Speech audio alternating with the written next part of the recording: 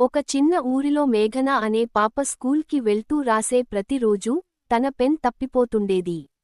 ఒక రోజు క్లాస్ రూంలో టీచర్ అడిగారు, మేఘనా, నిన్న మొన్నటి నుంచి ఏ పెన్ తీసుకురావడం లేదు? ఆమె తల వంచింది. కాని మనసులో అనుకుంటోంది, నేను పెన్ తీసుకొస్తున్నాను, ఎవరో తీసుకుంటున్నారు. ఒకరోజు లంచ్ టైం తర్వాత బాగ్ తెరిచింది.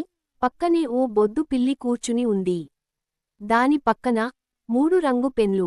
ఆ పిల్లి మెల్లగా మియావ్ అంటూ పారిపోయింది. కానీ స్కూల్ ఆవరణంలో అంతా పిల్లి, పెన్ చోరురాలు గా మారింది.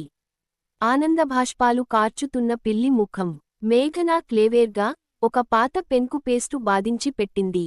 తర్వాత రోజూ పిల్లి పెన్ తిన్నాక నాలుకతో అలా చేస్తూ మూలలో కూర్చుంది. అప్పటి నుంచి ఆ పిల్లి మెకానికల్ పెన్లు తినడం మానేసింది. నోరు తెరిచి సంతోషంతో నవ్వుతున్న ముఖం. అలంకార కాగితంతో చుట్టిన బహుమతి కథ సందేశం. చిలిపి తత్వం ఉన్నా తెలివిగా ఆలోచిస్తే నవ్వులే మిగిలిపోతాయి.